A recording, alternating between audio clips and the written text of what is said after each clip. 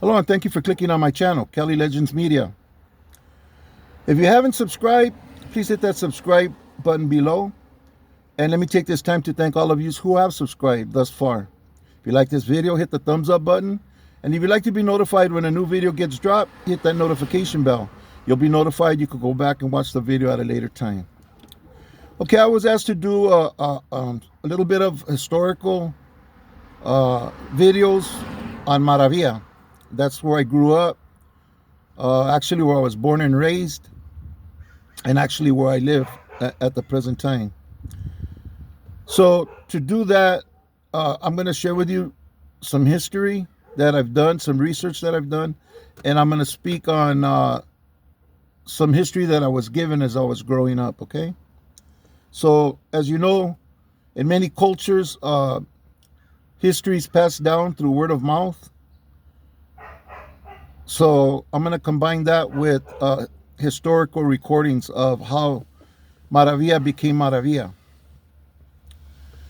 There's different stories going around on how Maravilla got called Maravilla. I know one was that when the people came over, the Mexican people came over and seen the area and how cheap the land was and the opportunities were here in Maravilla and Los Angeles and in California, that I guess somebody said, mire que maravilla, you know.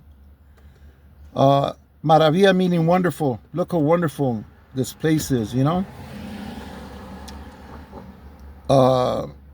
And through time, people would refer to it as Maravilla. That was one story. Now, Maravilla and Los Angeles in general once belonged to Mexico. This was all part of Mexico at one time. And it was sold to the United States for a very, very low price, from what I've been told. I don't know what it was or how low it was, but I was told it was sold for a very low price to the United States government. Well, when this was a part of Mexico, a large part of this area was called Maravilla. It was referred to as Maravilla even way back then, before it became a part of the United States.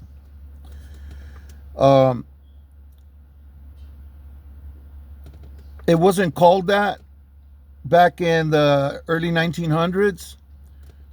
This area was called Belvedere Heights or Belvedere Gardens, both. They were referred to as Belvedere Heights and Belvedere Gardens, this area. And this area was mostly populated by Jews. There was some Russians, some other races here, but it was mostly populated by Jews. Lincoln Heights, Brooklyn Avenue, Maravilla had one of the highest concentrations of Jewish people than Chicago, and even than areas like Mississippi and stuff. This area had the highest concentration. It was mostly white and Jewish. They had a census in where like 80% of the population was Jewish. And it was industrial expansion that pushed the Jews from like downtown Los Angeles area and stuff, pushed them this way, to this area, to Maravilla. Back then, the houses were white, mostly like a wooden houses, okay? Like a wood frame houses. They had strips going down the sides of the house. Most of them were painted white. There was some painted different colors, but most of them were white.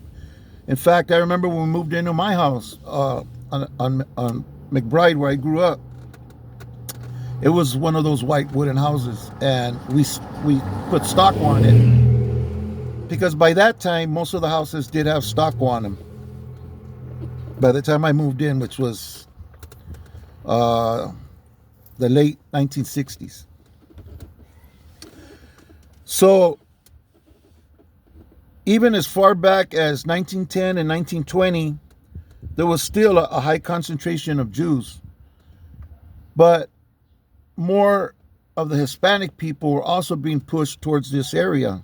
Okay, and we began to slowly populate. Those people, the Jewish people, began to move out, um, finding better areas, and now the it's mostly Mexicans. But it started off with like 100,000, 500,000 Mexican Americans living here, to now most of the population, you could say, would be Hispanic. If we go back to 1781, they say that a group of Mexicans were the ones that originally had migrated back to this area because of the fighting that was going on in Mexico and stuff. And it was, I think, 44 people, family members, different family members, and 4 Mexican soldiers that came over to this area and began to settle here. But later, when that industrial expansion took place downtown, pushed the Jewish people this way, they took over basically the area and continued developing it. I remember even when I moved in, this was already in the 60s,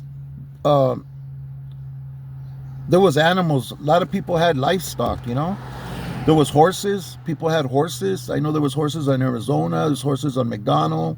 I mean, people had horses, on their properties. Behind my mom's house, they had a donkey, a llama, a bunch of chickens and roosters.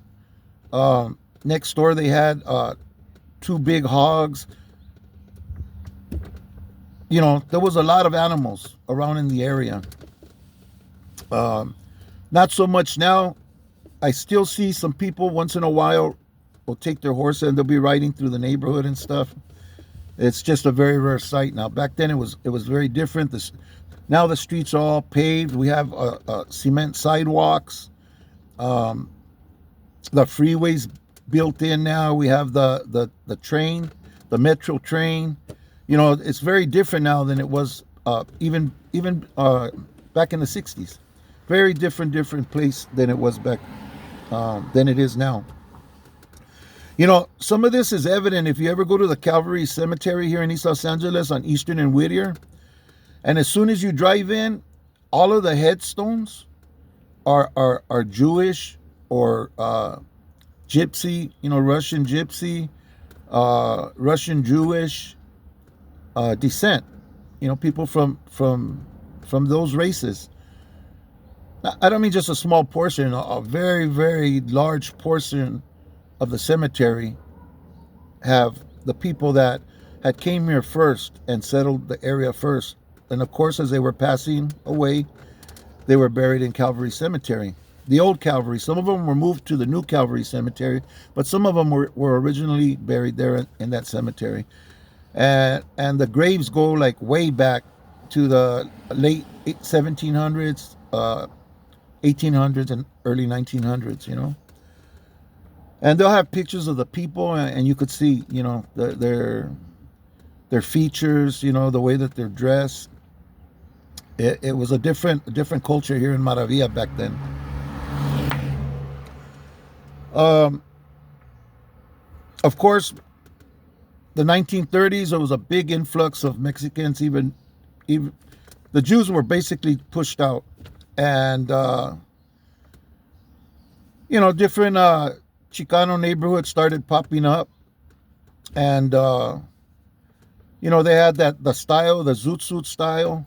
And back in 1942, a young man was killed at a party that sparked the violence, but the actual Zoot riot didn't start till 1943, where the servicemen were trying to jump Zoot suit, people who wore Zoot suits, and the police really weren't doing anything back then during that time to protect the Mexican population. They were more on the servicemen side, and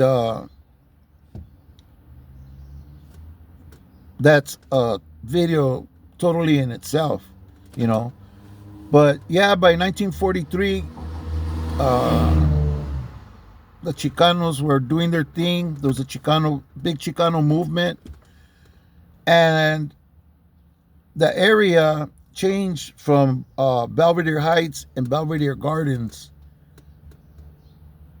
and they called the area Maravilla, the unincorporated area of East Los Angeles, Maravilla, because there was programs, and those programs were like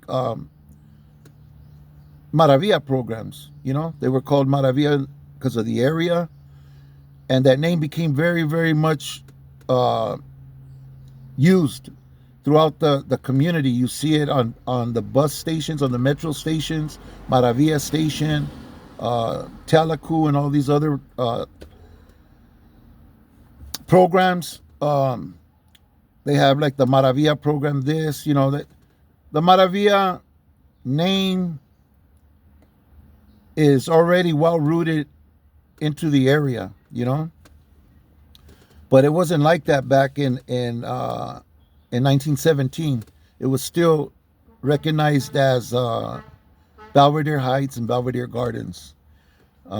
They say for different reasons. They say there was because of all the floral, all the plants and flowers and trees, and you know, it was like a beautiful garden, you know. So they called it Belvedere Gardens, or referred to it as that. Anyways, there's no doubt now that this is the Maravilla area. There's no doubt now that it's highly populated by Mexicans and Mexican Americans. And I'll continue this video and this type of story in another video. But I just wanted to lay the groundwork and hear back from some of you who have heard different stories about what this area was called before and how it became Maravilla in East Los Angeles. And not just because of the gangs, not because of us putting like Eloyo Maravilla, Mariana Maravilla. No, this is known by the community as Maravilla. You know, that's the name of this area. It's known as that, as the Maravilla area in East Los Angeles. It's no longer referred to as Belvedere Heights or Belvedere Gardens. You know. In any case, I'll continue this video another time, and please hit me up in the comments. Let me know, because I know a lot of you have history here. Let me know what you've heard, what you've learned, maybe something you read, you know. And so I could check it out and have a better understanding. I did the best I could to just do a quick synopsis and lay a groundwork for us to get started on, and I'll continue this conversation in another video. I'd appreciate it. Get on the comment section and let's talk about this. Thank you for watching. I hope you enjoyed the story, and looking forward to hearing from you. God bless you and your families. Be careful, stay strong, stay free. Thank you very much for watching. See you on the next video.